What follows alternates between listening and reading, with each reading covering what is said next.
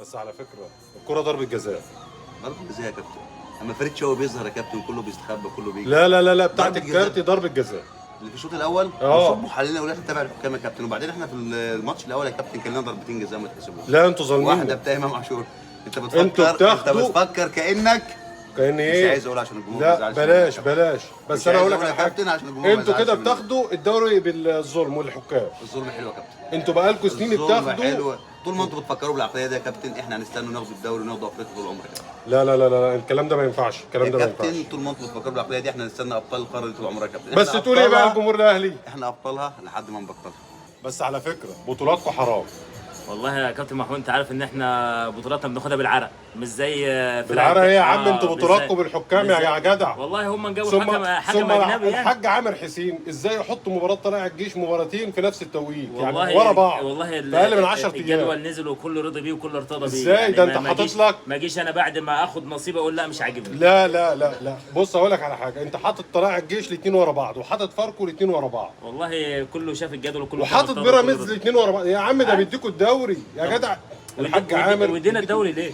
ايه مصلحته ان هو يدينا الدوري؟ هو بيديكوا الدوري. طب وايه مصلحته؟ المنظومه كلها. بص الاتحاد الكوره بيديكوا الدوري. يا عم ده انتوا مصلحتكم انتوا كان بيفتح لكم الاتحاد بالليل بعد الفجر عشان تسجلوا. لا ما ينفعش. لا ما ينفعش. انت راجل اهلاوي يعني ولابس شيرت اهلاوي. قول حاحه قول حاحه انا متكيف بصراحه. اللي اقول لك يا حمارنا بما انك كبير مشجع الاهلي ايه سبب فوز الاهلي في المباراه الاخيره؟ بسم الله الرحمن الرحيم. انا قبل ما اقول سبب فوز الاهلي حابب اشكر رئيس نادي الزمالك الكابتن حسين لبيب. بصراحه الكابتن ده ساهم بشكل كبير جدا ان النادي الاهلي يوصل اللي وصل له دلوقتي. ريح الاهلي من اهم ماتش في الموسم وريح لعيبه الاهلي في وقت حساس جدا كنا احنا محتاجين الراحه والحمد لله خدنا الثلاث نقط على الجاهز ومزاجنا كان حلو زي الفل. وبشكر جماهير الزمالك انها دعمت الكابتن حسين لبيب في القرار المهم ده رقم واحد. تمام. رقم اثنين الفترة الأخيرة بصراحة الأهلي مركز جدا عينه على الدوري. أهم ماتشين في الموسم ماتشين بيراميدز.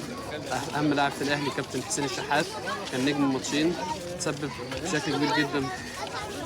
تسبب بشكل كبير جدا في فوز الاهلي. هو كان العامل الاساسي في فوز الاهلي كان نجم الماتشين. واهم حاجه انه تسبب في طرد الشيبي اللاعب المستفز. والحمد لله ده اهم حاجه خدناها السنه دي ان احنا خلاص خدنا الدوري من بيراميدز عشان ما يصدعوناش. بيراميدز بالذات لو خد الدوري هو والزمالك واجهين له عمله واحده كانوا يصدعونا الموسم كله ويقرفونا والحمد لله.